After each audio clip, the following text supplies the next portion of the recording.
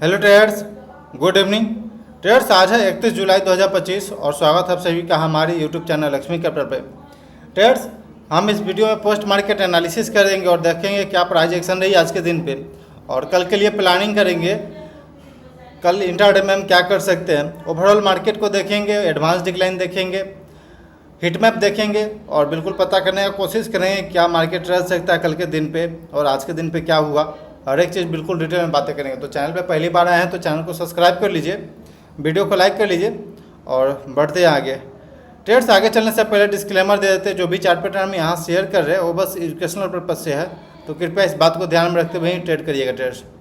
Trades बाहर में क्या न्यूज़ आ रहा है उस पर हमें फोकस नहीं करना चाहिए। अपना जो प्रोसेस है, अपना जो डिसिप्लिन है, अपना जो रूल है, सिंपल आपको उस पर फोकस करना चाहिए। बाहर में क्या न्यूज़ आ रहा है, अगर आपका सिस्टम बोल रहा है कि आपको एग्जिट करना चाहिए किसी ट्रेड से, आपको सिंपल एग्जिट करना चाहिए। आपको लग रहा है कि ऐड करना चाहिए, आपका सिस्टम बोल रहा है ऐड करना चाहिए, तो सिंपल ऐड करना चाहिए। बाहर में न्यूज़ डेली बेसिस पे कुछ ना कुछ न्यूज़ आते रहता है, डेली बेसिस पे कुछ ना कुछ कोई ना कुछ बोलते रहता है, तो हर किसी को हम फॉलो नहीं कर सकते, हर किसी को फॉलो करना भी नहीं चाहिए। सिंपल अपने प्राइस को फॉलो करिए, प्राइस क्या बोल रही है, क्योंकि प्राइस ही पैसा बना के देगा, ना कि लोगों का ओपिनियन, लोगों का जो न्यूज़ है वो नहीं पैसा बना के देगा। तो इसलिए हम न्यूज़ के बारे में कुछ नहीं बातें करेंगे, सिंपल प्राइस एक्शन, हम प्राइस एक्शन पे ट्रेड करते हैं और प्राइस एक्शन के बारे में हम बातें करेंगे यहाँ पे। तो ट्रेड्स सिंपल यहाँ देखेंगे कि इंपॉर्टेंट सपोर्ट है, इंपॉर्टेंट सपोर्ट के पास प्रीवियस एक दिन पहले आया था हम लोग, यानी कि 29 जुलाई को हम वहीं पे आए थे। देन उसके बाद एक स्ट्रॉन्ग बाउंस आया, देन उसी के बाद आज के दिन पे गैप डाउन खुले थे और गैप डाउन के बाद से हम लोग वापस एक स्ट्रॉन्ग बाउंस लिए, बट सेलर यहाँ से एक्टिव हो गया, जो कि आज के दिन पे हाई था 24,956 का हाई लगा, यानी कि जो 25,000 रुपये कॉल सेलर है वो एक बार के लिए एक्टिव हो गया और वापस मार्केट को बीच में ला के क्लोजिंग दिया, जो कि 24,768 के पास क्लोजिंग आया। तो सिंपल यहाँ पे जब तक हम इस सपोर्ट के ऊपर है, यानी कि 24,500 के लेवल को सस्टेन कर रहे हैं, तब तक इम्पोर्टेंट सपोर्ट को सस्टेन कर रहे हैं, यानी कि 24,500 के ऊपर है तो बिल्कुल अप ट्रेंड में है। अगर 24,500 को एक बार ब्रेक करते हैं तो एक बार के लिए वापस हम लोग का अगला सपोर्ट 24,000 का लेवल रहेगा, जो कि यहीं पे हम लोग गैप डाउन खुले थे। देन उसके बाद एक स्ट्रॉन्ग बाइंग जनरेट हुआ था मार्केट में और हम लोग लगभग 4%, 3.5% प्लस में हम लोग ये कैंडल बना था उसके उस दिन पे। तो ये एक इम्पॉर्टेंट सपोर्ट रहेगा 24,500 का लेवल, तो इस बात को ध्यान में रखिएगा ट्रेडर्स।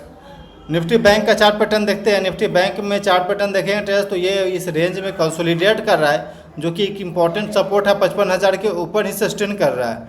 तो जब तक 55,000 के ऊपर सस्टेन कर रहा है तो मार्केट में बिल्कुल अप ट्रेंड में ही है।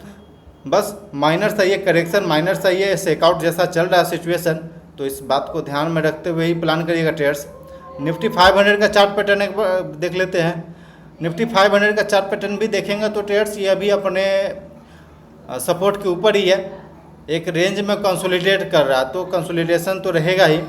मार्केट तो ज़रूरी नहीं है कि हर बार अप ट्रेंड में ही रहेगा, यानी कि मार्केट बिल्कुल हायर हाई बनाते हुए चलेगा, नहीं, ऐसा नहीं हो सकता है। मार्केट आसानी से पैसा बनाने नहीं देगा हर किसी को, इस बात को हर एक ट्रेडर अपने दिमाग में ज़रूर रखें और बिल्कुल अपने पेशेंस को साथ में लेकर के ही मार्केट में आए। सबसे इम्पोर्टेंट पेशेंस है ट्रेडर्स। निफ्टी स्मॉल कैप का एक बार चार्ट देख लेते हैं। एक सेकेंड, पता नहीं इंटरनेट क्यों दिक्कत आ रहा है।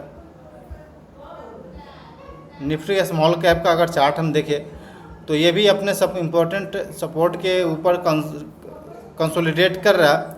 आई थिंक यहाँ से सस्टेन करना चाहिए इसे, क्योंकि नेक्स्ट मंथ में अब आज 31 तारीख ख़त्म हो चुका है और जनरली मेरा ये एक ऑब्जर्वेशन रहा है कि मंथ के शुरुआती में कभी भी सेलिंग नहीं होता, मंथ के आधा महीना बीत जाता है, देन उसके बाद सेलर एक्टिव होता। ये मेरा पर्सनल ऑब्जर्वेशन है और ये हम पिछले कई सालों से देखते आ रहे हैं कि महीने का जब शुरुआती होता है, यानी कि 1 तारीख 2 तारीख रहता है, तब सेलिंग ज़रूरी नहीं है कि सेलिंग होगा, उस वक्त बाइंग जनरेट होता है। तो कल से अब 1 तारीख आ जाएगा, यानी कि 1 अगस्त, तो हाई चांस रहेगा मार्केट यहाँ से सस्टेन करने की कोशिश करेगा या फिर अपसाइड को जाने का एक बार कोशिश करेगा। ट्रेड्स इंट्राडे बेसिस पे एक बार चार्ट पैटर्न हम देख लेते हैं, इंट्राडे में क्या हुआ। तो ट्रेड्स कल के एनालिसिस वाले, प्रीवियस एनालिसिस वाला वीडियो देखे होंगे, तो उसमें हमने क्लियर कट बताया था कि यह एक इम्पॉर्टेंट रेजिस्टेंस वापस बन चुका है। जिस प्रकार यहाँ पे बना था इम्पॉर्टेंट रेजिस्टेंस, तो सेम यहाँ पे भी रेजिस्टेंस जैसा बन चुका है और यहाँ से देखें आज के दिन पे हम लोग गैप डाउन खुले थे, गैप डाउन के बाद वापस एक स्ट्रॉन्ग बाइंग जनरेट हुआ। लगभग ये बाइंग बोल सकते हैं कि लगभग 1% तक का ये बाइंग जनरेट हुआ। देन वापस से इस रेजिस्टेंस जोन में आ गए। रेजिस्टेंस जोन में आने के बाद सेलर एक्टिव हो गया और एक बार के लिए वापस मार्केट को नीचे लेके आ गया। तो हमारे लिए एक इम्पॉर्टेंट लोअर लेवल से एक इम्पॉर्टेंट सपोर्ट का काम करेगा 24,632 का, जो कि इंट्राडे में है।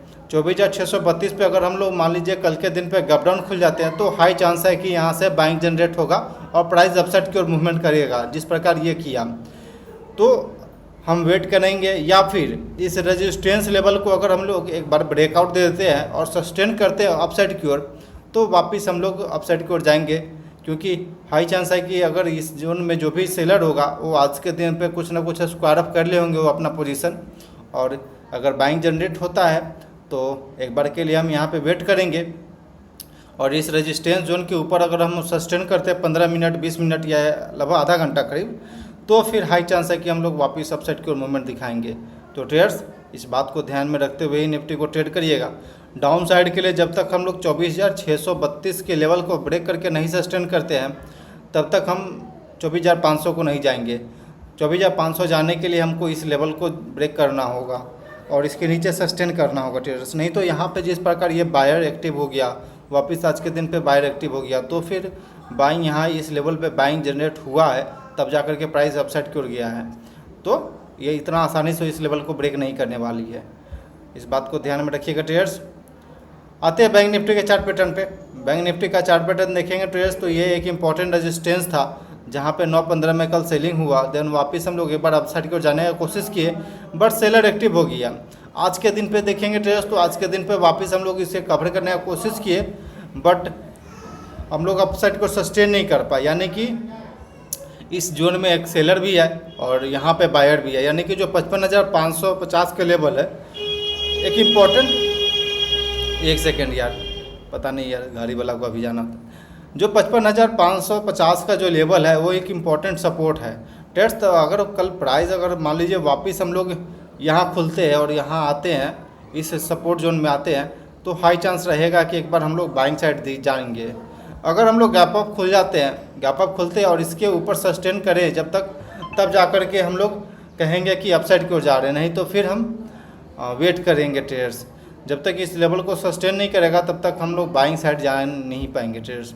तो सिंपल सा प्राइजेक्शन बना हुआ है जो कि सिंपल यहाँ पे दिख रहा है, ज़्यादा दिमाग लगाना नहीं है।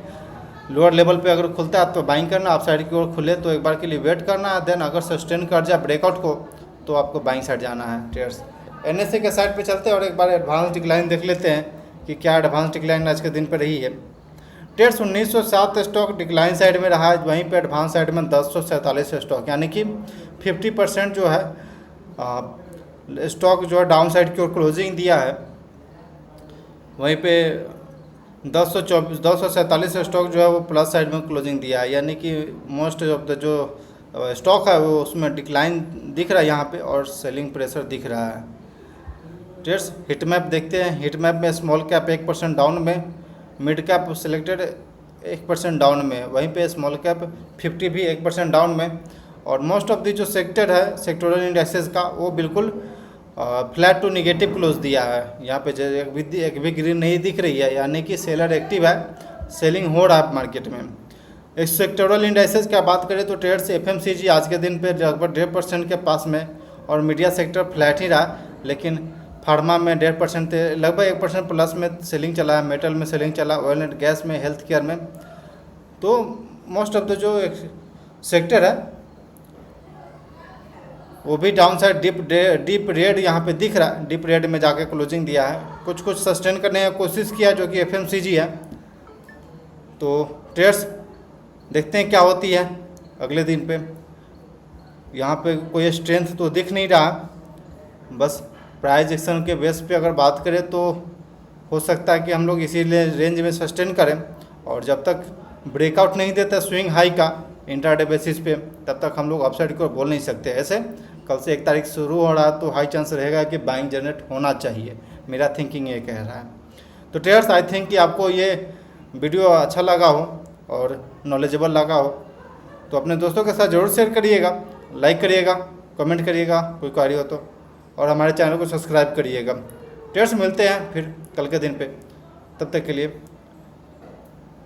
Thanks for watching this video. Please like and subscribe my YouTube channel for more updates.